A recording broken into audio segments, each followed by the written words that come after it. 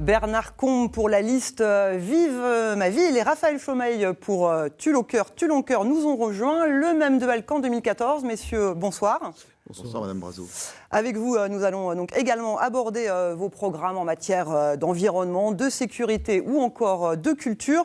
Mais tout d'abord, une première question pour vous, Bernard Combe. Vous êtes maire depuis 2008.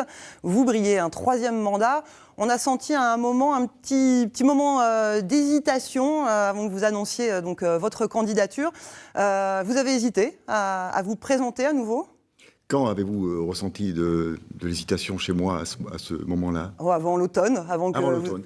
Non, simplement, peut-être, il faut se donner le temps d'une réflexion forte quand on se réengage pour 6 ans et qu'on connaît le travail, qu'on connaît la fonction et que j'exerce effectivement depuis 2008. Donc on se pose la question de savoir si on sera en capacité, tout simplement, en toute honnêteté, d'avoir l'énergie, d'avoir la capacité d'orchestrer une équipe qui a besoin de travailler à vos côtés, de l'animer et d'avoir des projets qui sont solides. On a un bilan.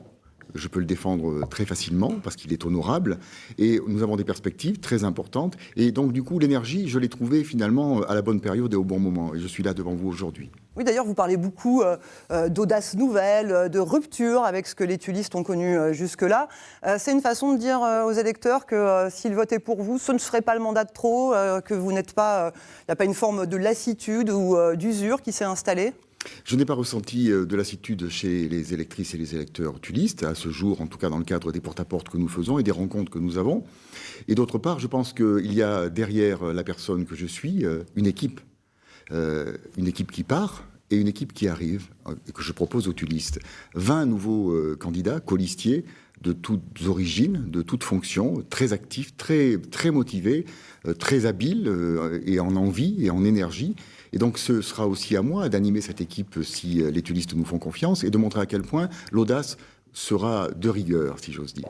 Raphaël Chaumeil, en 2014, les élections municipales à Tulle, c'était déjà joué au premier tour, déjà face à Bernard Combe. Vous aviez obtenu 34,84% des voix.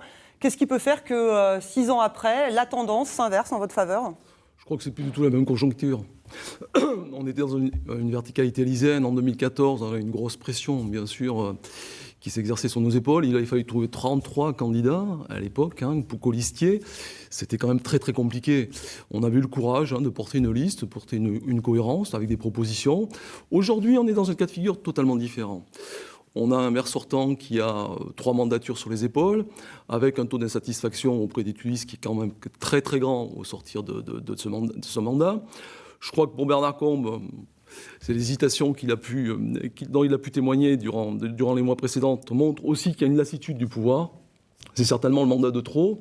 Et la sémantique, les précautions sont aussi signalent cette fatigue.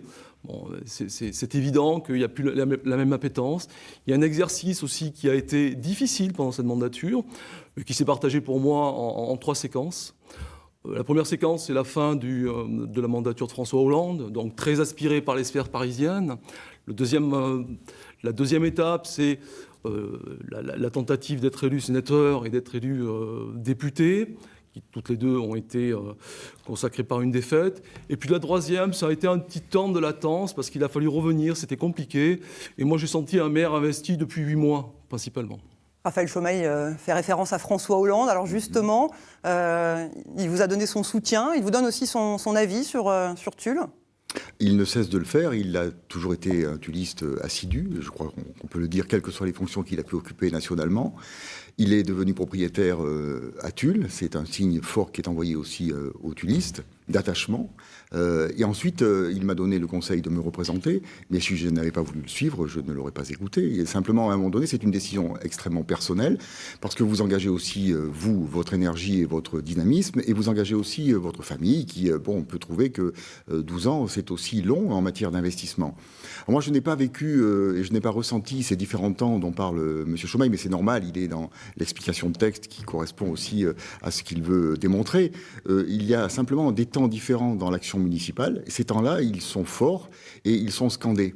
Ce que je veux observer, c'est que sur le programme et le projet de ville que nous avions institué en 2014, la totalité du programme a été exécutée.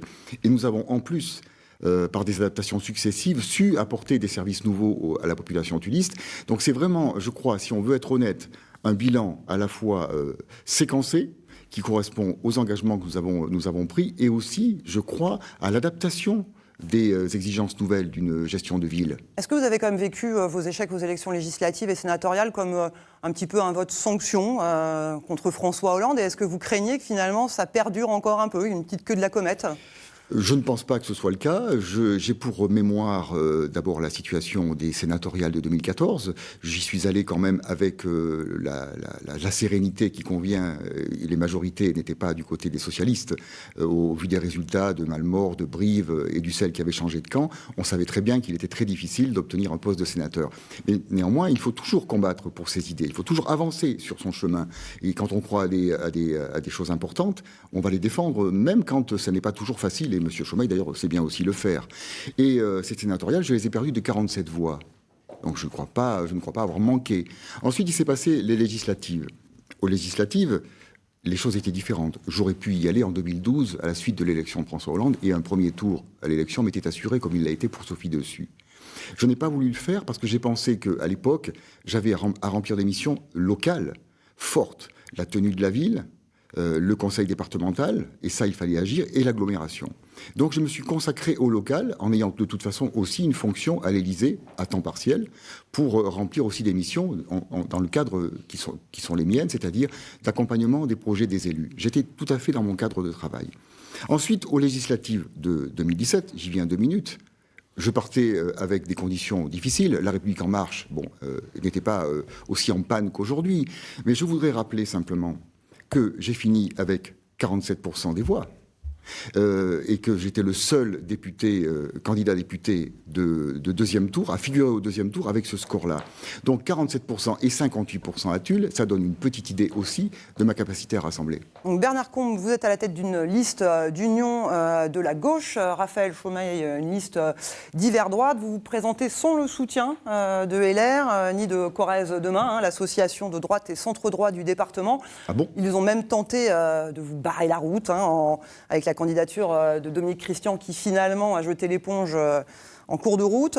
Vous représentez une droite trop dure pour cette droite corrézienne ? Non, je pense que c'était une sémantique de Claude Nougin qui voulait asseoir une candidate macro-compatible, qu'il avait un petit peu instrumentalisée et qui a fait une expérience politique.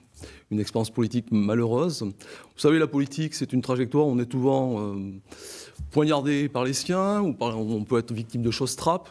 J'en prends pour exemple Monsieur Combe, dont il avait 2 membres dans sa liste des municipales qui étaient des soutiens de Géretti et qui ont même consacré les agapes de sa victoire et qu'il a repris d'un grande mansuétude, qu'il a repris dans son équipe.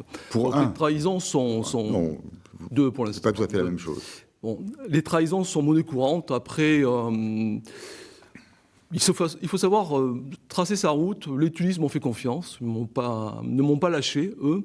Non, ce sont des aéropages. Je pense que Claude Nougin, avec Corrèze Demain, voulait surtout assurer les sénatoriales à venir, et donc avait lancé sur toute la Corrèze un maillage de candidats macro-compatibles. À Argentat, à Brive, à Ussel, à Tulle, il ne pouvait pas le faire.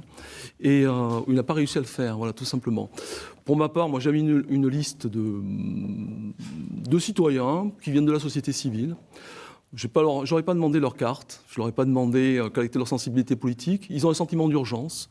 Tulle est dans une situation très difficile. On est loin de la situation évoquée par Bernard Combe. Je crois qu'il y a une perspective qui s'ouvre dans cette élection. Pour revenir à la question que vous m'avez posée précédemment, l'armature qui a assuré la cohérence de ces trois mandats municipaux, c'était 5 hommes et 5 femmes. Voilà.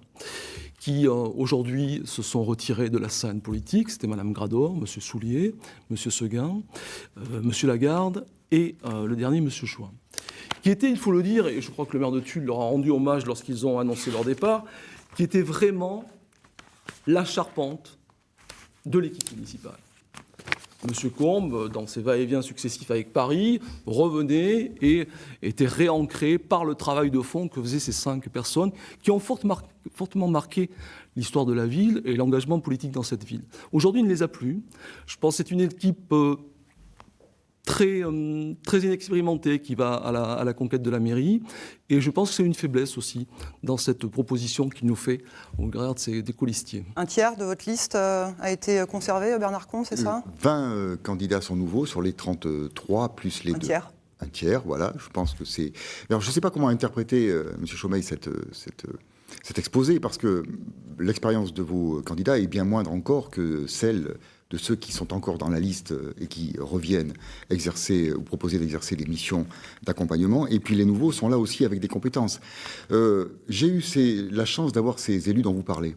Et je reconnais leur travail, mais j'ai aussi su les conduire dans cette efficacité, leur faire confiance. Ils nous ont tous relevé le jour du dernier conseil municipal à quel point ils avaient été libres d'agir dans le cadre que nous avions fixé ensemble. Et ça, c'est une des missions aussi du maire, c'est d'être capable d'orchestrer et d'animer une équipe, mais de lui faire confiance, parce que c'est très important. Ensuite, le fait d'être à Paris quelques jours par semaine dans un travail à temps partiel ne m'occupe pas davantage que vous, en tant que professeur. Vous avez vos heures de cours, vous avez vos corrections de copies, vous avez tout un travail aussi à faire. Vous êtes un excellent enseignant, vous le savez, tout le monde le reconnaît.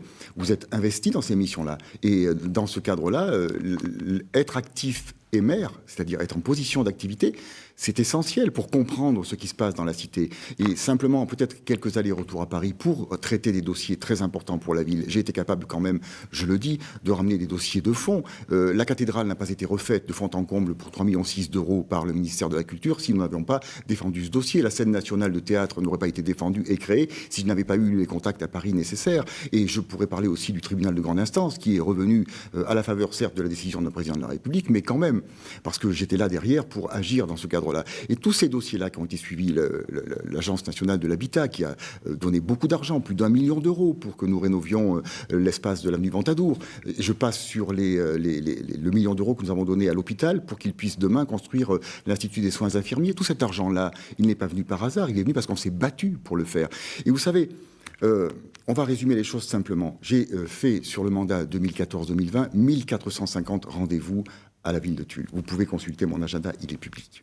J'ai été présent sur les marchés environ 30 samedis sur 52. Ça en fait donc un certain nombre sur 6 ans. Et je rappelle que le samedi, un maire et vice-président d'agglomération a parfois à se rendre aussi à des assemblées générales, à des missions différentes dans le cadre de ses fonctions, qui font qu'il n'est pas cloué au marché systématiquement. C'est pas le seul endroit d'ailleurs où on peut aller. Et moi, j'ai quand même un tout petit peu le syndrome de ces députés maires, quels qu'ils fussent, au fur et à mesure du mandat, qui étaient quand même présents beaucoup sur le marché et très peu dans leur mairie. Donc je n'ai pas de leçon de présentéisme à recevoir, je voudrais le dire à M. Chaumeil très, très honnêtement. Et en tant qu'opposant, il n'a pas toujours été là non plus, dans les débats qui étaient les nôtres, dans les assemblées générales qui étaient les nôtres, dans les commémorations qui étaient les nôtres. Je ne lui en ai jamais fait le reproche, parce que je sais qu'on a parfois l'obligation d'être là, et pas simplement seul. On a aussi des élus qui sont là. Il n'y a pas un élu qui ait manqué, je le dis, pendant tout ce mandat, à ses missions de présence, que ce soit le maire ou que ce soit ses adjoints ou ses conseillers. Messieurs, vous êtes deux ce soir autour de cette table. On aurait pu s'attendre à avoir une liste du Rassemblement national. Là aussi, c'est pas... excusez-moi, la tête de liste a jeté l'éponge avant la fin. Aux élections européennes, c'est pour la première fois ce parti qui est arrivé en tête à Tulle avec 18,50% des suffrages. Alors on est bien d'accord, ça ne veut pas dire que pour des élections locales, ce score aurait forcément été dans les mêmes proportions. Malgré tout, qu'est-ce que vous leur dites à ces électeurs, Raphaël Chaumeil? Vous leur dites votez pour moi? Non, ce fut un coup de semonce, de toute façon. Ce fut un coup de semonce. Je vous rappelle aussi que le Front National avait fait des percées très importantes sous la mandature de François Hollande. Avec une symbolique, le bureau de vote où venait voter François Hollande était le bureau de vote qui faisait le plus de scrutins du Front National durant sa mandature. Donc Marie-Laurent. Cette réactivité électorale, je dirais, parce qu'on a un petit peu été surpris avec M. Combe quand même de cette réalité dans les urnes, était certainement le fait d'une exaspération d'un vote contestataire, mais qui n'était peut-être pas forcément à l'échelle municipale, il pouvait se dessiner à l'échelle nationale et bien sûr à l'échelle européenne.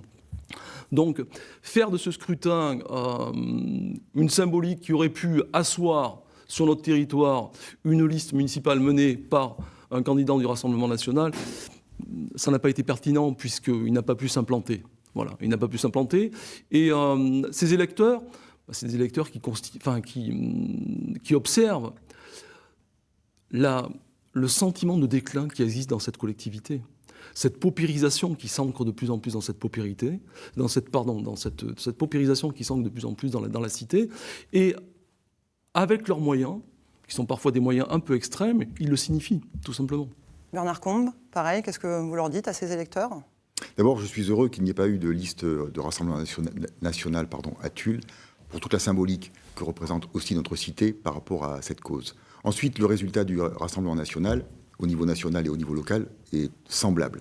C'est donc la preuve qu'il y a une véritable inquiétude de la part de nos concitoyens sur leur devenir, et que le sentiment peut-être de déclin est faux, je dirais, de relégation vécu dans la ruralité ou la semi-ruralité que nous représentons aujourd'hui, et cette diagonale un peu curieuse du sud-ouest où les villes qui sont inscrites ont du mal, c'est vrai, et à combattre cette difficulté et à rester en hauteur de vue. Et je le dis aussi à M. Chaumeil, on a réellement à faire un travail à ce niveau. 15% de pauvreté, c'est 0,3% de plus que la moyenne nationale. Donc il faut qu'on en arrête avec cette idée de paupérisation de la ville. C'est exactement la paupérisation qu'on observe au niveau national. Oui, cette paupérisation au niveau national, elle est réelle, et pour cause, la politique de M. Macron l'a encore accentuée davantage. Et nous subissons les mêmes effets de la politique nationale sur le local. Ça, c'est important de le dire. Ensuite, le sentiment de déclin, je voudrais qu'on en reparle. C'est important d'avoir à l'esprit ce que c'est que cette idée de déclin. Moi, j'ai bien observé les articles de presse au moment de la présentation de votre liste, et je me suis interrogé sur ce sentiment qu'avaient vos candidats, à dire, moi, je suis nostalgique d'un Tulle d'avant, je me rappelle de ma ville d'avant et je voudrais bien la retrouver, mais ça n'est pas ça le sujet. Le sujet, c'est qu'on avance, on ne peut pas revenir en arrière, on ne retrouvera pas nos 20 ans, et la ville de Tulle, elle changera, qu'on le veuille ou non, et elle évoluera positivement. Raphaël Chaumeil, sentiment de déclin ou sentiment aussi d'insécurité Il y en a été beaucoup question ces derniers mois à Tulle, notamment lorsqu'il y a eu des faits d'incivilité dans le quartier du Trek.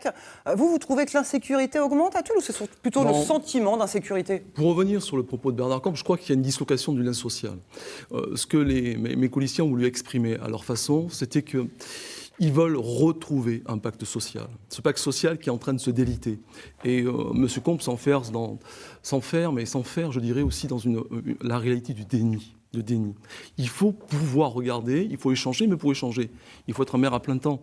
Il faut être auprès de sa population. Passer dans le marché un samedi matin, 10 minutes, ça ne suffit pas à ressentir véritablement le pouls de la cité. Alors qu'est-ce qu'il faut pour ressentir vraiment le pouls de la cité ? Il faut être déjà un bon exemple. Vous avez cité tout à l'heure les événements de cet été. 1 mois et demi de nuisances, déshérence, je dirais, de déshérence sur l'Agora, et principalement autour de la cathédrale. Qu'aurait dû faire un maire présent ? Intervenir dans les 10 premiers jours. Pas laisser cette licence s'éparpiller et faire un constat, après 1 mois, dire voilà, on va nommer une société de surveillance pour essayer d'endiguer ce flot. De ce fait, je crois qu'il faut analyser ce pacte social sur la moitié du mandat. Ça veut dire qu'on avait des signaux faibles il y a 3 ans de cela, avec des premières exactions sur la voie publique, des voitures qui brûlent dans les parkings, des gens qui étaient menacés, qui étaient insultés, des bagarres sur la voie publique, des choses qu'on n'avait jamais vues se déployer à Tulle. Est-ce que la police municipale qui a été instaurée depuis quelques mois est une réponse pour vous, justement, qui convient par rapport à ça, ou ça va pas assez loin ? La police municipale, telle qu'elle a été évoquée et telle qu'elle est en exercice, elle est pas du tout fonctionnelle, puisque M. Combe s'en expliquera tout à l'heure. Pour l'instant, il y a seulement un seul agent qui a les compétences pour pouvoir évoluer sur la voie publique. Une fois que l'effectif sera complet, est-ce que pour vous c'est une réponse Ce n'est pas le cas, je vous dirais. Le principal élément qui devait assurer la charpente de cette police municipale a choisi de quitter nos collectivités, mettant la majorité dans l'embarras. Donc, elle ne sera pas efficiente avant 4 mois, cette police municipale. Et telle qu'elle s'exprime dans la cité, c'est le maire qui prend le volant et qui véhicule les agents pour faire un petit peu d'impression. Mais bon, la réponse qui est fournie pour l'instant, elle est nettement insuffisante. Nous, ce que nous voulons, c'est une police municipale qui ne soit pas une police de la coercition. C'est une police qui doit être la police du lien social.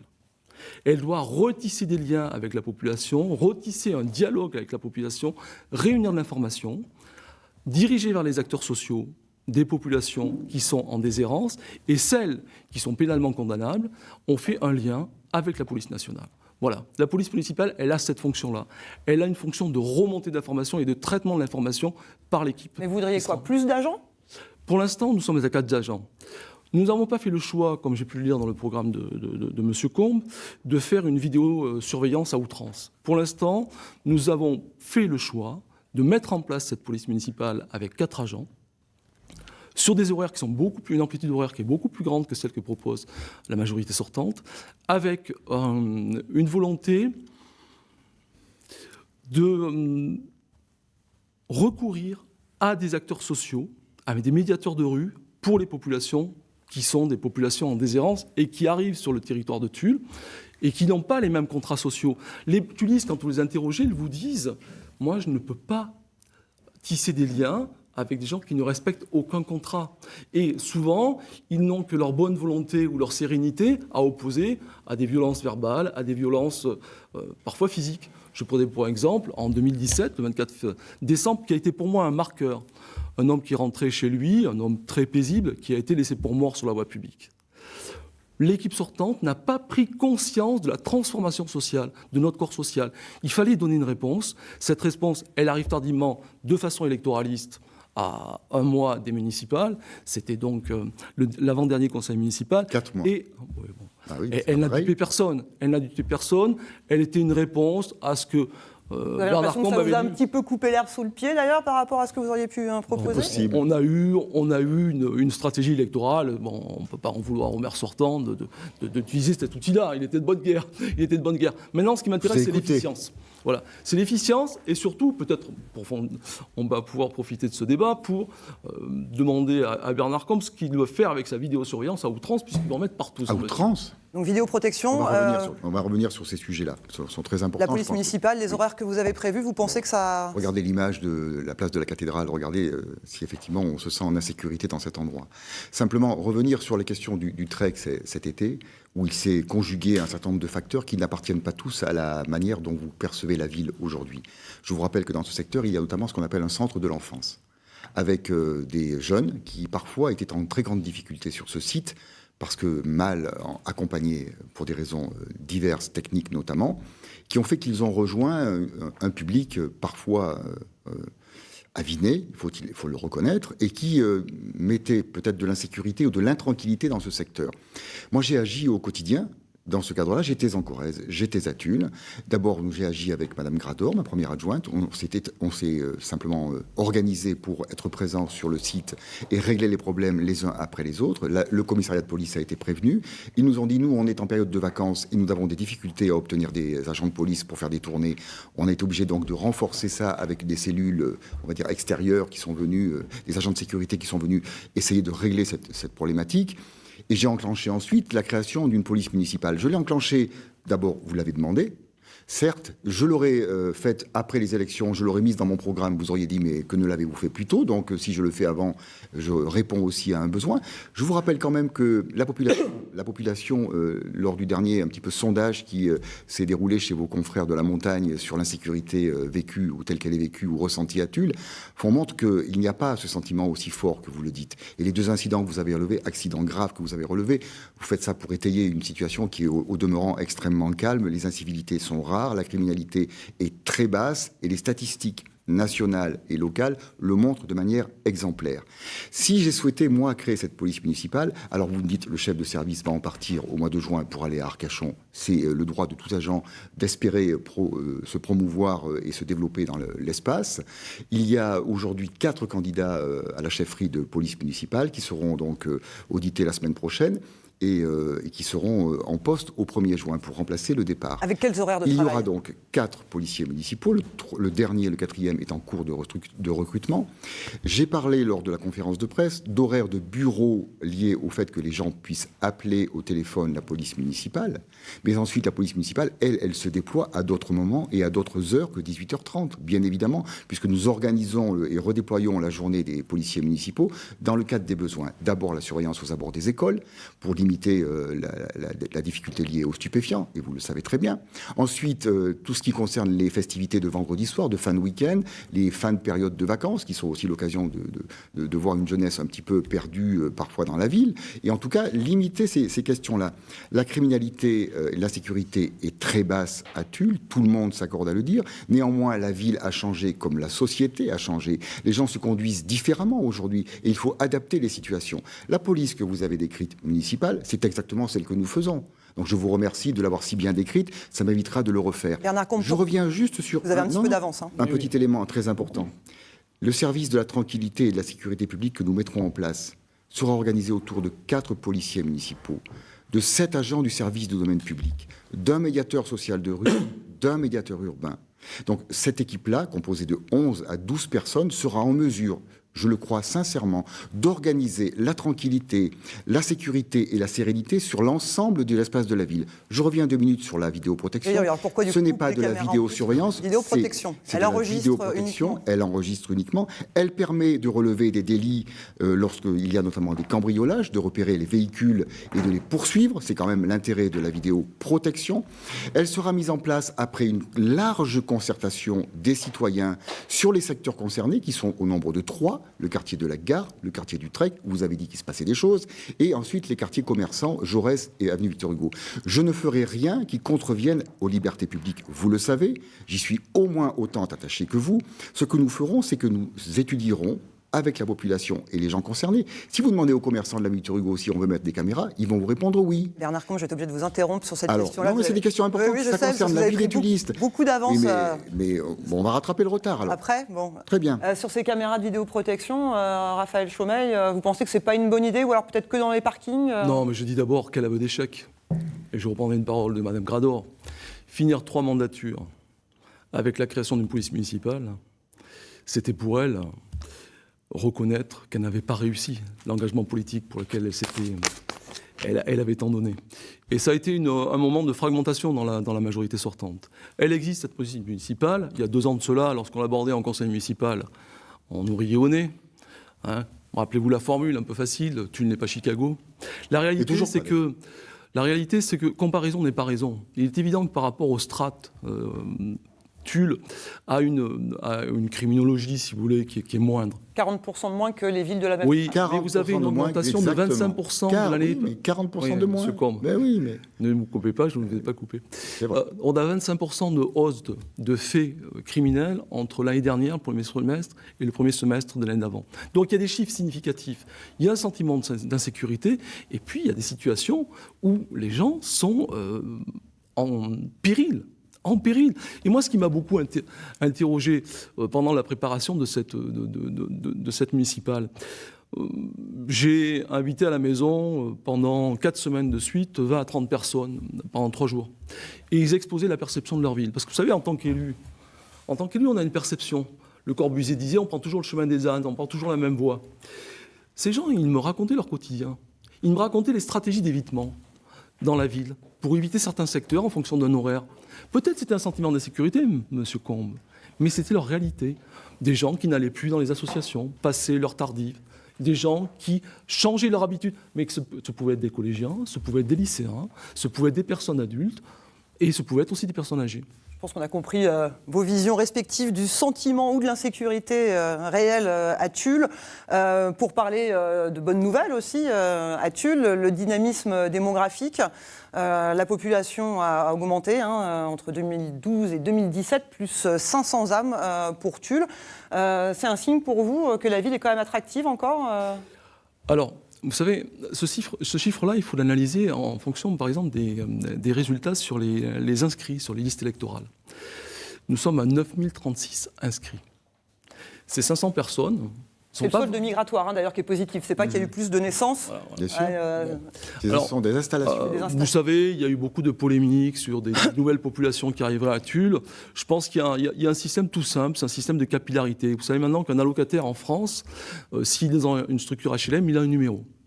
Et il peut faire un choix avec ce numéro de plusieurs destinations en fonction de l'offre locative qui peut exister dans l'Hexagone.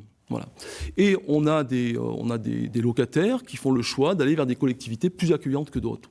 Généralement, des collectivités qui sont moins inscrites dans les grandes agglomérations et qui vont chercher un petit peu la paix, une paix sociale la plupart du temps, puisqu'ils partent des grands ensembles. Ils arrivent donc en Corrèze, mais en Corrèze, faut-il encore pouvoir avoir la possibilité de construire un projet de vie à Tulle. Donc on a 500 personnes.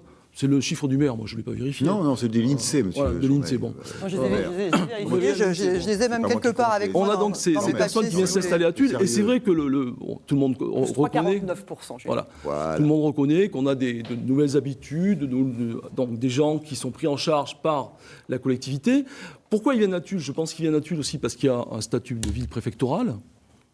Et qu'il y a aussi un autre statut qui est lié au fait qu'on a des associations à but humanitaire qui sont très, très nombreuses. Voilà.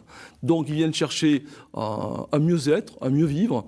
Nous, l'intérêt, et c'est pour ça que je pense que nous pensons que l'enjeu de ce mandat à venir, c'est le pacte social. C'est-à-dire intégrer ces populations dans le tissu social et leur proposer des projets de vie là-dessus. Voilà.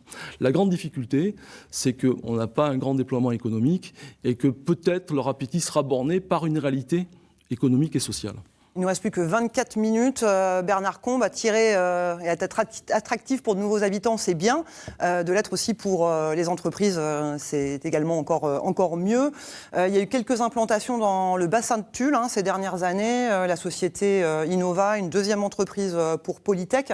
On parle là quand même au total de quelques dizaines d'emplois, ce qui représente toujours des emplois. C'est difficile aujourd'hui, Bernard Combe, de faire venir dans le bassin de Tulle des gros employeurs privés. Ou c'est peut-être plus la stratégie ? De gros employeurs privés, c'est un petit peu terminé parce que les conditions d'installation de ce type de structure économique ou industrielle sont très difficiles et il faut convaincre à un niveau où on ne peut pas le faire. Simplement, réduire le tissu l'arrivée d'entreprises à des grandes entreprises, ce n'est pas la bonne formule non plus. Moi, je suis vice-président en charge de l'économie à Tulle Agglo. J'ai accompagné plus de 140 entreprises et visité plus de 140 entreprises dans ce mandat. Je sais quelles sont leurs difficultés. Il y a d'abord une première difficulté, c'est celle de trouver les personnes pour remplir des missions ou occuper des postes.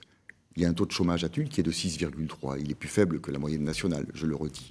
Donc un problème de qualification aussi ? Un problème de qualification, de formation. Et c'est pourquoi nous avons traité cette question avec l'Agglo en créant ce qu'on appelle un campus universitaire sur le quartier de Souillac, en lieu et place d'une partie de l'ancienne manufacture d'armes, pour relancer les choses, avec du bac plus 2, du bac plus 3, un institut de soins infirmiers, une école du professorat, un CFA de l'industrie, un IUT génie mécanique et hygiène, sécurité, environnement. Toutes ces structures-là amènent de la jeunesse qui sera demain en capacité de remplir des missions et des postes. Ce que je voudrais dire sur l'économie... Il y aura des entreprises aussi, d'ailleurs, pour employer toutes ces... Il y aura des entreprises pour employer, parce qu'elles le disent qu'elles recherchent des qualifications. Simplement, aujourd'hui, les chefs d'entreprise, quand vous les interrogez, vous racontent l'histoire de l'emploi. Vous n'avez plus aujourd'hui la capacité de trouver, idéalement, la personne qui répond à vos besoins en termes de fiches de poste. Ça n'existe plus. C'est plutôt des développements de savoir-être et parfois des compétences techniques que vous pouvez mettre en œuvre et former la personne ou l'amener à se former sur le tissu local pour qu'elle puisse trouver éventuellement les lieux de formation nécessaires. Ce que nous mettons en place avec l'association Cortec Numérique pour adapter les besoins des entreprises. Je rappelle que cette association, elle n'existait pas il y a encore quelques années. Le numérique, c'est un des moyens de développement du territoire. Je voudrais revenir 2 minutes sur les 500 habitants de plus. Si on avait perdu 500 habitants, qu'est-ce qu'on aurait dit sur la ville de Tulle ? Qu'est-ce qu'on aurait dit ? On aurait dit qu'elle ne finissait de s'enfoncer. Qu'est-ce qui se passe ? On reçoit 500 personnes nouvelles, 500 habitants nouveaux. Dans la classification des catégories socioprofessionnelles, elles sont parfaitement ventilées entre les différentes sortes et catégories. Ce sont des gens qui reviennent pour habiter une ville où les services sont nombreux, où la vie associative est extrêmement importante et il y a une vitalité forte. Donc, représenter la ville toujours dans sa caractéristique de déclin, c'est totalement faux et ça ne lui appartient plus. Raphaël Chauvigny, pour revenir sur le développement économique, oui. C'est à Tulle Agglo pareil qu'il faut peser. C'est là que ça se joue plus qu'au niveau de la mairie. Écoutez, moi je veux bien revenir sur le satisfecit de Bernard Combe, mais il a quand même deux grands échecs cinglants. C'est Mecatep, une entreprise qui était sur Mulaté, ça faisait longtemps. Et qui cette entreprise avait une 50aine de salariés, qui est partie à Terrasson. parce qu'elle ne trouvait pas de dialogue suffisant avec le maire de Tulle. Le maire de Tulle ne s'était jamais déplacé. Mulaté, c'est à 3 km de la mairie, mais il n'était jamais venu sur place. Je le tiens du directeur de l'entreprise. Elle s'est déplacée, cette entreprise, elle est partie à Terrasson, elle a créé 30 emplois de plus. Voilà. Et elle se propose d'en créer 30 de plus. Nous avons aussi Mécabrive, qui a été un autre échec cinglant. Alors là, c'est la fois-ci au milieu du mandat. Un joint venture avec Nexter, ici, sur le traitement des surfaces de l'acier. Ça a fait plop, parce que le président de l'agglo et le maire de Tulle n'ont pas suffisamment, je dirais, construit un dialogue avec les syndicats. Et voilà, deux fleurons industriels qui auraient pu réinnerver ce secteur d'activité, qui sont partis Qu'est-ce dans qu'il faut d'autres faire alors, au niveau de Tulle Agglo, justement, pour soit empêcher des entreprises de partir, soit en faire venir de nouvelles? Alors, Tulle Agglo, il faut dire une chose, Tulle Agglo est dans une logique qui est insulaire. Elle a énormément de mal à se déployer sur les deux bassins et de créer des synergies avec le bassin de Brive et le bassin de Limoges. Voilà. On est au carrefour de deux bassins et on continue de réfléchir dans une logique qui est, pardonnez-moi le terme, endogamique. C'est-à-dire on se regarde le nombril. Et ce qui fait qu'à un moment donné, on est complètement asphyxié. Alors on a deux axes autoroutiers. On a l'A20 et la 89. Un dossier sur lequel particulièrement Bernard Combe aurait pu s'investir, puisqu'il faisait référence aux années qu'il a passées auprès de François Hollande, le POLT. On ne l'a jamais vu sur le POLT. C'est-à-dire cette radiale qui était cruciale entre Toulouse et Paris pour notre département, eh bien, rien n'a avancé. Donc, l'agglo, pour l'instant, l'agglo, eh bien, elle fait de la mosaïque. Elle fait de la mosaïque avec des acteurs économiques qui viennent trouver des interstices, mais rien de véritablement ambitieux. Si vous êtes élu maire de Tulle, vous souhaitez aussi être président de Tulle Agglo? Alors, il est évident que la ville-centre doit être l'articulation de l'aménagement de ce bassin. Et je pense qu'il y aura une proposition qui sera dans ce sens-là. Pourquoi vous avez choisi, vous, d'être premier vice-président? Et ça serait votre même souhait si vous étiez réélu maire de Tulle? Je n'étais pas le premier vice-président, j'étais le second. Second vice-président en charge de l'économie. Absolument. Moi, je reviens sur cette question très importante de l'économie. Monsieur Chaumeil m'a attaqué sur deux entreprises. Je pourrais tenir des propos tout à fait différents sur ce qui s'est passé, mais je ne le ferai pas, ça ne sert à rien de polémiquer. Ce que je sais, c'est qu'il était présent aux réunions qui ont constitué avec Mécabrive les rencontres. Vous avez été informé de toute la situation de développement qui était proposée. Et comme moi, vous avez pu constater que les blocages n'appartenaient pas aux élus. Il fallait faire plus, monsieur. Non, il fallait faire. Oui, mais vous verrez, c'est pas facile de faire plus. Même comme opposant, vous avez parfois beaucoup de mal à faire plus. Muselé dans cette affaire. Non, vous avez parfois beaucoup de mal à faire plus. Et d'ailleurs, vos propositions sont très rares. Vous le savez bien dans le domaine économique. Je reviens 2 minutes sur ces questions de développement économique. C'est à l'unité qu'on crée les choses. C'est très important de dire que quand vous rencontrez une entreprise qui a des difficultés particulières, elle est accompagnée. Pas une entreprise qui soit venue me rencontrer n'a pas trouvé de solution liée à ces difficultés bancaires. Je réunis des poules bancaires, je suis présent sur le terrain. J'avais aidé la société Mécatep qui avait choisi de se développer à Terrasson pour des raisons techniques liées à des commandes de cette unité terrassonnaise. Donc je n'y reviendrai pas, c'est réglé. L'important c'est que les gens aient du travail. La présidence de Tulle Agglo? La présidence de Tulle Agglo, écoutez, vous avez pour l'instant monsieur Michel Breuil, qui est président de Tulle Agglo. Il est un des conseillers municipaux actuels. Il est candidat sur ma liste à le rester, je l'espère. Il sera sans doute candidat à sa succession à Tulle Agglo. Je vais vous dire une chose toute simple. Maire de Tulle, c'est une ville-préfecture. Ça demande très souvent d'être présent dans des organismes de représentation départementale, nationale, régionale, qui sont très complexes et qui demandent du temps.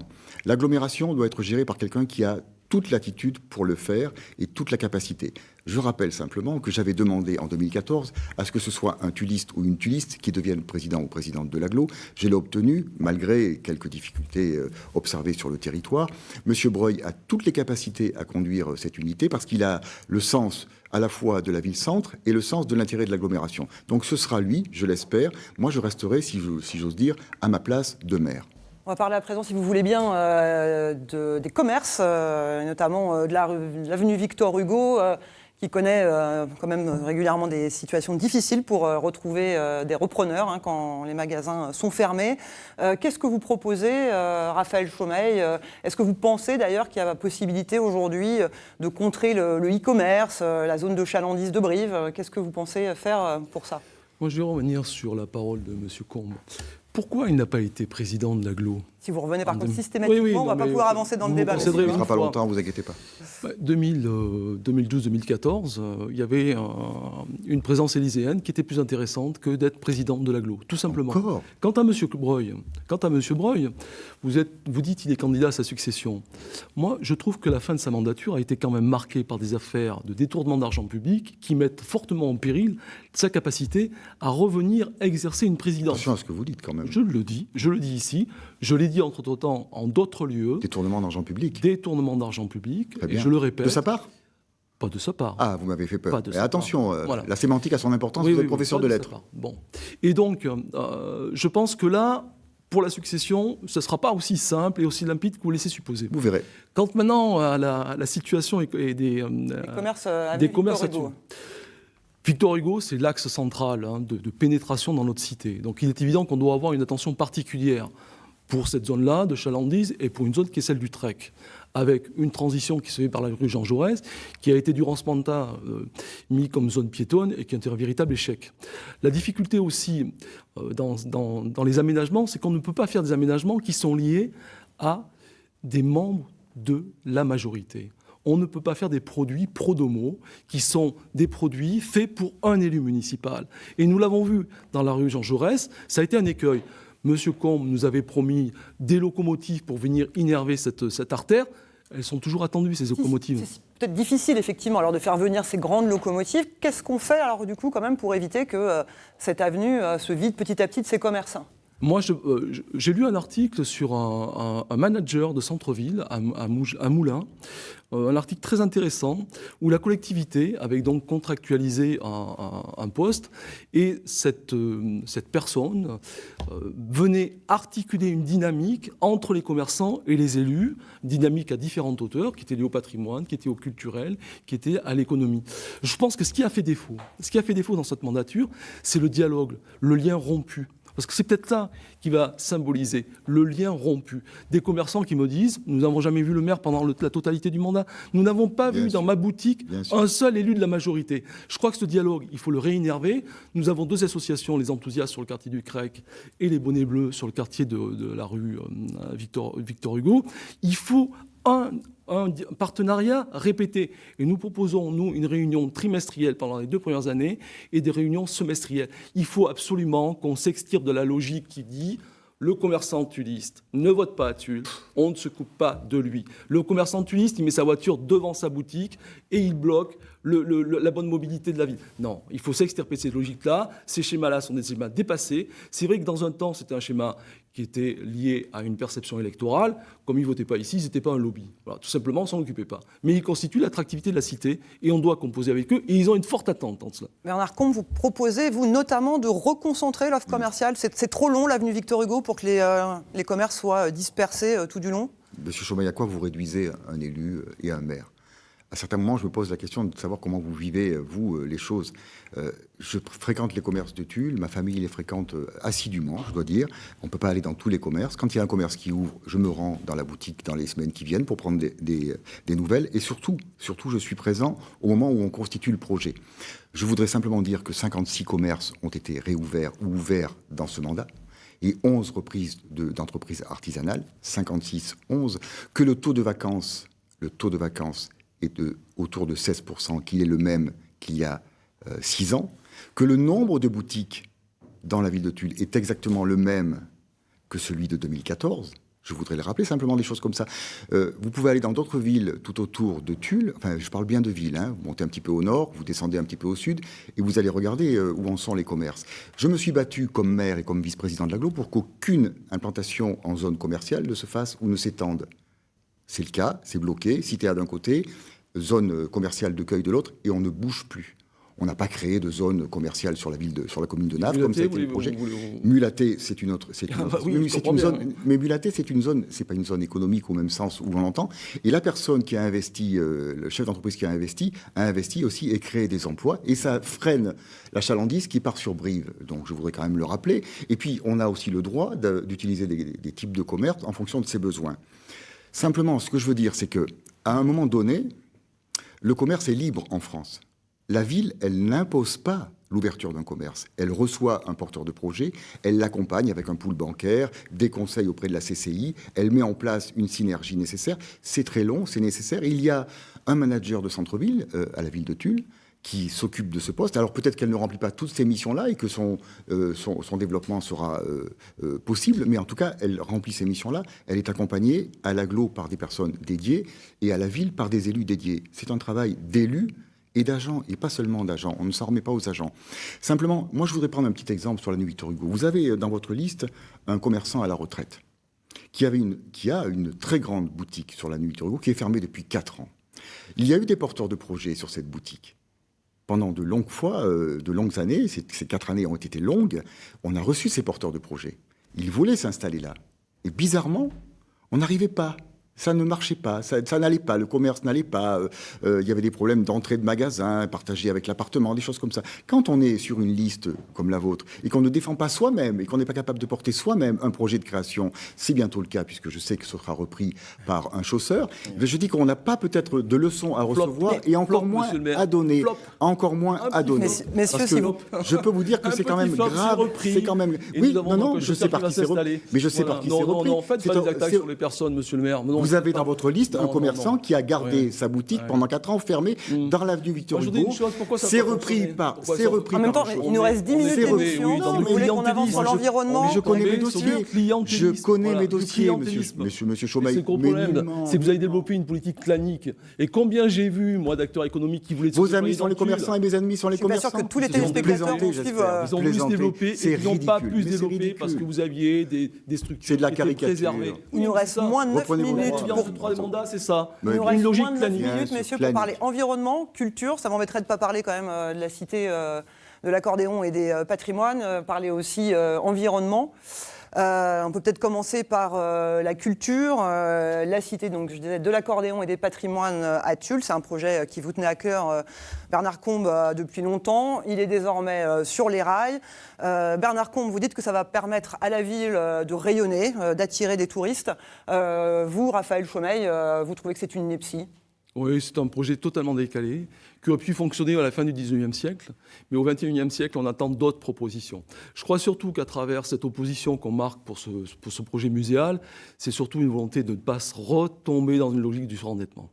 Moi, je veux assurer aux Tullistes que s'ils nous font confiance, nous ne hausserons pas les taxes foncières. Voilà.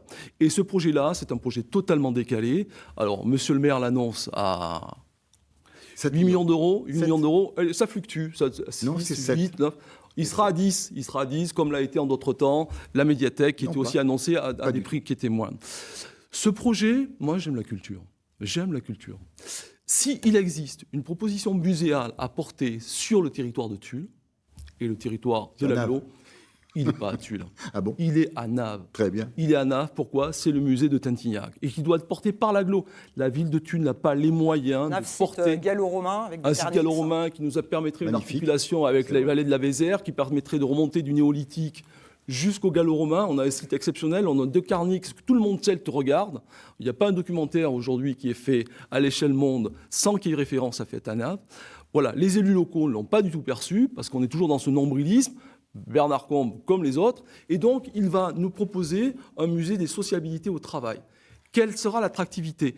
Il se garde bien de tout. Un musée dans lequel on retrouvera aussi bien le savoir-faire au niveau des accordéons, le point de Tulle et la manufacture des armes, l'histoire de la manufacture des armes. Vous remarquerez que vous n'avez aucun chiffre sur le fonctionnement. Aucun chiffre sur le fonctionnement. Tout cela sera porté par les tullistes et pas par l'agglo. Alors que toute la mandature précédente, on a quand même eu un frein sur le surendettement de cette collectivité, et on arrive au moment où on pourrait réoxygéner, c'est-à-dire retrouver une ville propre, où il n'y ait pas des végétalisations à tout va, où on avait un sentiment quand même de saleté continue, on peut donner aux tullistes une autre qualité de vie. Vous repartez dans le caprice du prince, c'est de construire un musée totalement décalé et qui va lester sur les puissances publiques. Vous pouvez faire ce musée sans pour autant, ou tout en garantissant aux tullistes que les impôts ne vont pas augmenter et que la dette va se stabiliser ou continuer à baisser ? Qui a baissé la dette de 7 millions d'euros dans ce mandat ? Qui ? Elle était de plus de 30 millions d'euros. Il l'a fait. Avec mon équipe. J'ai donc baissé la dette.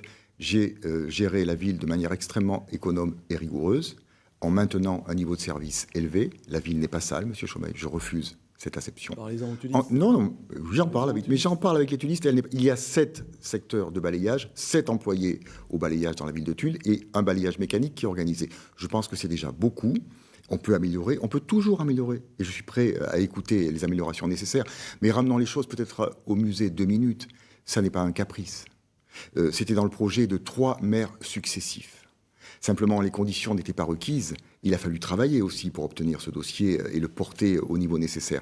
Vous allez tourner le dos, Monsieur Chaumeil, à des siècles d'histoire dans cette ville. Ce qui fait la richesse, ce qui fait la fierté des tullistes, d'avoir appartenu à ces familles qui ont été ouvriers à la manufacture Séné Noir, ces dentelières qui ont travaillé, ces familles qui ont accompagné des ouvriers de la manufacture Maugin.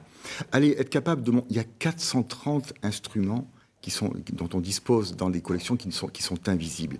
Il y a des savoir-faire magnifiques à montrer. Ce musée est extrêmement moderne. Vous étiez à la réunion de présentation avec l'architecte et le scénographe. Vous savez très bien ce qui est proposé. Et je n'ai pas trouvé très sympathique de votre part d'arriver avec des documents disant que le musée allait coûter 10 millions et que ça allait réendetter la ville à due concurrence. Le musée est financé à hauteur de 80% sur les 7... Ne dites pas ça, vous ne l'en êtes pas assuré. Ne dites pas ça, monsieur le maire. Vous mentez aux tulistes, vous êtes dans un discours électoraliste. Alors je reviens... En rappelant ici à l'histoire de la ville de Tulle, parce que moi j'ai un petit peu de temps de parole, donc je vais le profiter. L'histoire de la ville de Tulle, c'est pas le XXe siècle, le XIXe siècle. L'histoire de la ville de Tulle, elle est en profondeur. Ouais, c'est aussi le monde celtique, c'est les espaces conventuels, c'est les espaces religieux en Corrèze au Moyen-Âge. Tout ça, vous l'avez complètement édulcoré. Ça aurait pu être un projet de Tulle-Agglo, le musée de l'accordéon ? Enfin, la cité de l'accordéon et des patrimoines. Moi, je pense qu'il est. Moi, j'aime ma cité, j'aime ses savoir-faire, j'aime ses accordéons. C'est vrai que la difficulté, non, parce que je ne veux pas laisser surendetter cette collectivité. Vous arrivez à un mauvais moment. Au 19e siècle, c'était très bien. 80% de subventions, c'est contractuel. Et puis alors, ce que je voudrais dire aux puristes, c'est que s'ils votent pour nous, ça sera déjà le premier signe qu'ils n'en veulent pas. Hein. Et le deuxième signe, nous ferons un référendum communal. C'est-à-dire que nous demanderons aux tulistes, voilà. Est-ce que vous voulez de ce musée dans cette forme actuelle et quelles sont les propositions que vous faites ? Voilà. Et on va relancer une démocratie participative que le maire de Tulle avait totalement asphyxiée pendant son mandat. Plus de réunions de quartier, elle devait être au cœur de son action. Elle s'est réduite comme peau de chagrin. Nous battrons aussi pour avoir une représentation par Internet du conseil municipal parce que nous voulons une démocratie participative active. Nous ferons aussi, vous l'avez peut-être, je l'anticipe ici, nous ferons un conseil municipal annuel sur les questions d'écologie. Nous voulons un autre exercice du pouvoir, pas un maire éloigné de son terrain, pas un maire qui s'étourdit à Paris, un maire au quotidien. Voilà. 1 minute, Bernard Combe, vous souhaitez aussi verdir, c'est votre terme, la ville. Ça passe par quoi, vraiment, 1 minute ? Oui, ça passe par la création d'un large et grand parc urbain négocié, effectivement, et concerté avec tous les tullistes qui le réclament et qui l'ont réclamé dans la dernière grande consultation, parce que nous faisons de la citoyenneté, nous faisons de la participation citoyenne d'un genre un peu nouveau. Je ne vous ai pas interrompu, je ne réduis pas ma fonction de maire à des réunions de quartier. Elles ont eu lieu pendant tout le mandat. Nous avons rencontré les tullistes tous les premiers samedis de chaque mois sur les marchés. Nous avons fait chaque réunion concernant chaque projet et aménagement a été concerté avec l'ensemble des tullistes. Tous les aménagements ont été concertés. Je le redis, la citoyenneté, c'est un exercice au quotidien. Ça n'est pas forcément des réunions comme ça qu'on organise où viennent toujours les mêmes. Peut-être aller interroger des tullistes qui ne parlent pas d'habitude, des invisibles un peu, qui ont des choses à dire sur la ville. Sur le projet de musée, je voudrais revenir sur ce sujet. 2 minutes. 80%, c'est 2 minutes, ce ne sera pas possible, c'est ce qui nous reste de temps d'émission. C'est contractuel. Sur le verdissement de la ville, nous allons faire beaucoup. D'abord, à commencer par la circulation dans la ville, puisque nous allons générer des parkings d'entrée de ville, une navette de TUT gratuite à partir de ces parkings-là pour permettre aux 13 000 personnes qui viennent toujours travailler à Tulle, cité importante, cité préfectorale, qui vont venir et laisser leur voiture à l'entrée et profiter de la ville, d'une ville désenserré de ces véhicules. Bon, plus de verre pour vous aussi, je suppose. Oui, alors quand on a 30 secondes. abattu 300 arbres remarquables qui ont été comptabilisés par les... Enfin, tous replantés. Rire, quoi. Quand le bâtiment... Solde zéro. Vous avez mutilé le patrimoine botanique pendant au moins 50 ans, monsieur Combe. Donc vous souhaitez replanter des arbres bien sûr qu'on va replanter des arbres, mais quand on entend ce discours-là, c'est un discours électoraliste et j'espère que les tullistes ne seront pas séduits par des circonstances qui arrivent comme ça, des concepts qui arrivent en fin de mandat et qu'on n'a jamais honorés pendant le mandat. Vous n'avez fait que tronçonner. On n'a pas planté d'arbres ? Vous Tronçonner. n'avez fait que tronçonner. Très bien, d'accord. Voilà, ça tombe très bien. Il nous reste 1 minute donc pour vos promesses de campagne. Raphaël Chomaï, si vous êtes élu maire de Tulle, en 30 secondes, mais vraiment 30 secondes, quelle est la première mesure que vous prenez ? La première mesure, c'est d'aller... Vous savez, j'étais à la commission des finances. Pendant 10 ans, je n'ai pas pu voir les emprunts d'Exia. Et je voudrais savoir s'il y a une bombe à retardement. Donc ça sera ma première exigence. Ma deuxième, c'est de rencontrer les agents municipaux et leur dire, voilà, maintenant on va relancer une dynamique. Je veux que vous ayez le sens de la collectivité et vous retrouviez un dialogue social, puisque lorsque le maire de Tulle a annoncé sa candidature, eh bien, il y avait une grève. C'était déjà symptomatique d'un dialogue qui ne se faisait plus. Bernard Combe, même question. Si vous repartez pour un 3e mandat, quelle est la première mesure que vous prenez ? Les emprunts d'Exia sont sécurisés. La première mesure que je prends dans les 15 jours qui viennent après mon élection, c'est le lancement de la restructuration de la du Victor Hugo, avec l'ensemble des commerçants adhérents à l'association, et une large concertation pour démarrer fin d'année la restructuration complète, urbanistique, de cette cité, de cette partie de la cité très importante au plan commercial. Ce sera mon premier travail. Merci, messieurs.